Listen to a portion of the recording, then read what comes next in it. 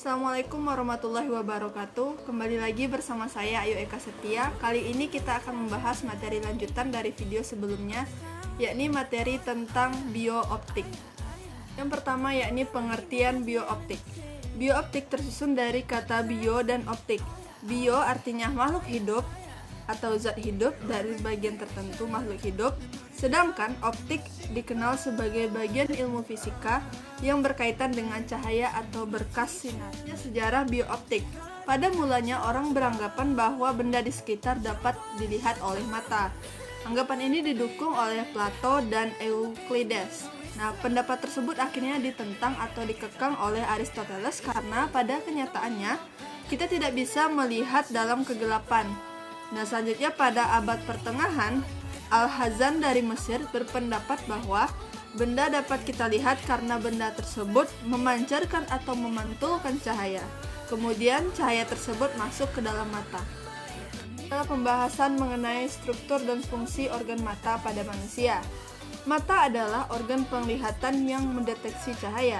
Yang dilakukan mata yang paling sederhana tak lain hanya mengetahui apakah lingkungan sekitarnya terang atau gelap. Mata sendiri memiliki prinsip yang sama dengan berbagai instrumen optik.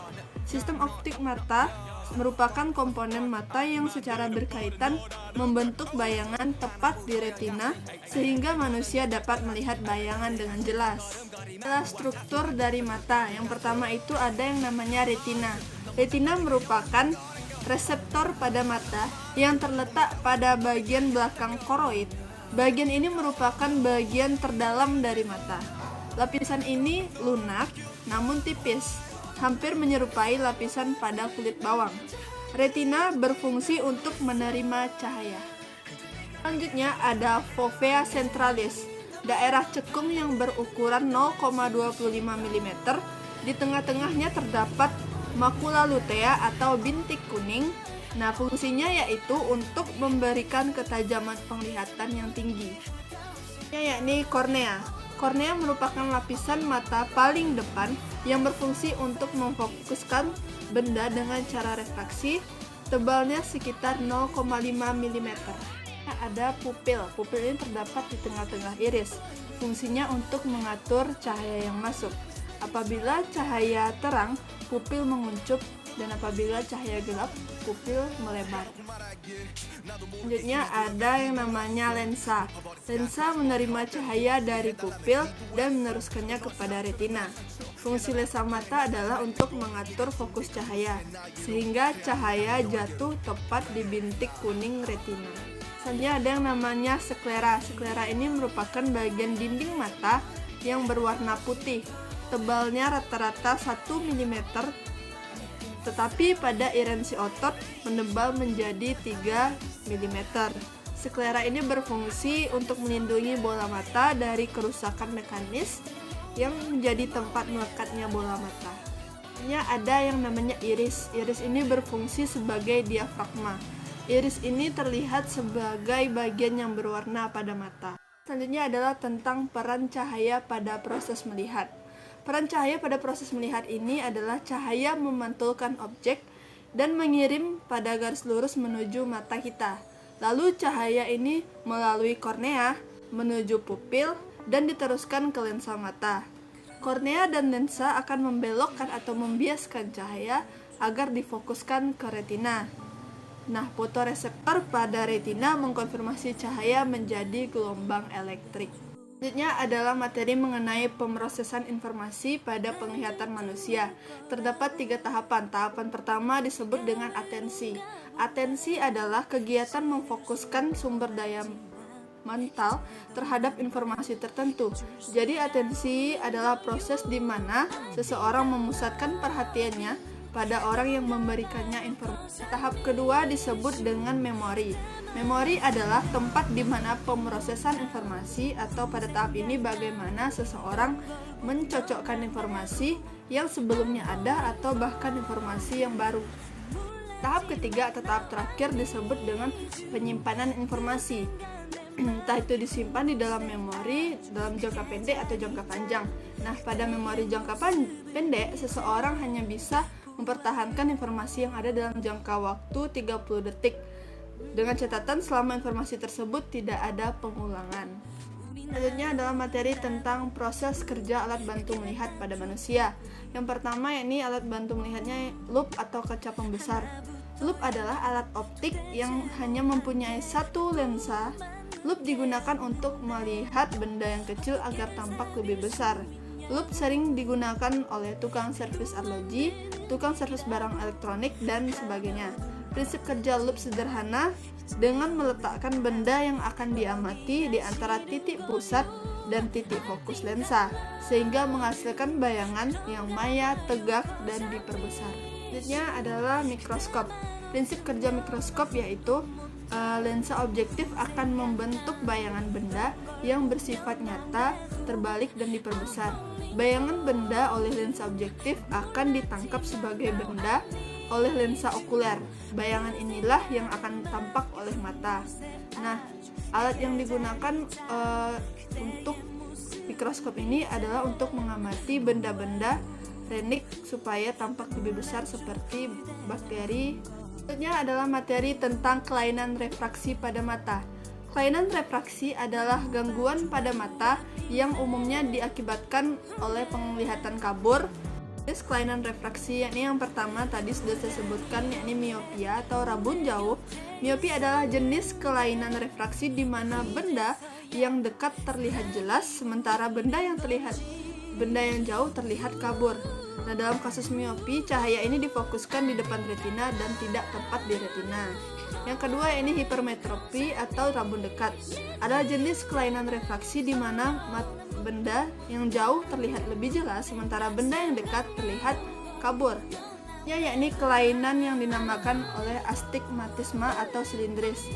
Adalah kelainan refraksi di mana cahaya tidak difokuskan secara merata pada retina, yaitu lapisan sel yang peka terhadap cahaya di bagian belakang mata. Dan ini dapat menyebabkan benda-benda tampak kabur dan membujur. Terakhir adalah kelainan refraksi yang disebut sebagai presbiopi. Presbiopi ini biasanya terjadi oleh orang dewasa di atas usia 40 tahun. Nah, gejala ini sering mempengaruhi kegiatan dekat seperti membaca dan merajut. Nah, presbiopi terjadi di saat lensa mengalami kehilangan kekenyalan dan seiring bertambahnya usia, kekenyalan tersebut membolehkan mata kita untuk fokus pada jarak yang berbeda-beda saja. Selanjutnya adalah tentang pengertian fotoreseptor dan perannya bagi makhluk hidup. Pengertiannya, fotoreseptor ini dikhususkan untuk transduksi gelombang cahaya menjadi potensial reseptor. Terdapat 3 lapisan utama neuron retina yang dipisahkan oleh 2 zona di mana terjadi sinaps, yaitu sinaps lapisan luar dan sinaps lapisan dalam. Terdapat 2 jenis fotoreseptor. Yang pertama disebut sel batang. Sel batang ini berfungsi untuk penglihatan hitam putih pada cahaya remang-remang, juga untuk membedakan bayangan gelap atau terang dan melihat bentuk dan pergerakan. Yang kedua disebut sel kerucut, berfungsi untuk penglihatan warna dan ketepatan penglihatan pada cahaya terang. Contohnya pada cahaya bulan, kita tidak dapat membedakan warna karena hanya sel batang yang bekerja. Fotoreseptor berarti sel yang bisa menerima rangsangan visual berupa cahaya, baik panjang gelombang maupun intensitasnya. 1. Peran fotoreseptor bagi makhluk hidup yakni pada tanaman. Pergerakan tanaman yang dihasilkan dari stimulus arah adalah fototropisme dan gravitropisme. Nah, tanaman menggunakan cahaya untuk menghasilkan energi kimia melalui fotosintesis. Nah, hal ini untuk mendapatkan kondisi optimum pada proses fotosintesis. Tanaman memodulasi bentuk untuk memaksimalkan jumlah cahaya yang diterima selama hidupnya. Nah, fototropisme adalah salah satu contoh yang khas dalam memodulasi bentuk dan mudah diamati di bawah kondisi alam. Adalah pembahasan mengenai konsep mata majemuk atau pacet pada serangga. Mata pacet atau mata faset adalah mata majemuk yang dimiliki oleh hewan arthropoda seperti mata serangga maupun mata krustasea, di mana mata ini terdiri dari bentuk unit bertulang atau ommatidia yang masing-masing memiliki fungsi sebagai visual reseptor terpisah. Nah, mata majemuk ini berdiri dari ribuan alat penerima rangsangan cahaya yang disebut tadi sebagai omatidium. Nah, tiap-tiap omatidium ini memiliki satu lensa yang hanya mampu menerima rangsangan cahaya yang jatuh tegak lurus padanya. Pigmen sel pada mata memiliki fungsi sebagai alat untuk memastikan cahaya masuk menuju omatidium paralel terhadap lintasan panjang untuk mencapai sel visual serta memicu impuls saraf. Mata majemuk atau mata pacat ini dikenal dengan istilah efek flicker. Nah, mata majemuk ini sangat baik dalam mendeteksi gerakan. Serangga mampu menghidupkan dan mematikan omatidia secara progresif dan mampu merespons lebih baik benda yang bergerak daripada benda diam. Misalnya contohnya serangga akan lebih mudah mendatangi bunga yang bergerak karena tertiup angin daripada bunga yang diam. Selanjutnya adalah tentang proses melihat mata majemuk pada serangga. Proses melihatnya yakni yang pertama, cahaya masuk ke mata faset dan red dome memfokuskan cahaya yang masuk, lalu cahaya kemudian dipantulkan masuk ke dalam sel optikus yang bertugas menerjemahkan bayangan. Ini adalah materi tentang konsep warna pada bulu merak. Menurut pengkajian yang dilakukan oleh fisikawan dari Universitas Fudan, Jianzi dan rekan-rekannya, diterbitkan jurnal Proceedings of the National Academy of Science. Warna-warna cerah pada bulu tersebut bukanlah dihasilkan oleh pigmen warna, melainkan dari struktur dua dimensi berukuran yang teramat kecil yang menyerupai kristal. Permukaan dari bulu mikroskopik burung merak terdiri atas keratin yang menopang sel-sel batang melanin berwarna coklat tua dengan pola-pola biasa. Nah, sel-sel batang yang mengandung melanin ini terpisah dengan orde mikrometer sehingga permukaan bulu ini berfungsi sebagai kisi difraksi. Nah, kisi difraksi ini seberkas cahaya monokromatis jika dilewatkan pada kisi difraksi tadi akan membentuk pola gelap terang. Namun jika cahaya polikromatis atau cahaya putih, matahari melewati kisi difraksi, cahaya tersebut akan terurai menjadi berbagai macam warna. Warna-warni yang terobsesi pada bulu merak menunjukkan antara warna akan mengalami sudut difraksi yang berbeda. Konsep difraksi dan interferensi tersebut lantas digunakan dan diaplikasikan oleh burung merak dan kolibri dalam memperindah bulu mereka. Warna-warna pada bulu burung tersebut bergantung pada jarak sel-sel batang, melanin, dan sudut cahaya yang mengenainya. Konsep mimikri pada bunglon dan beberapa hewan lainnya.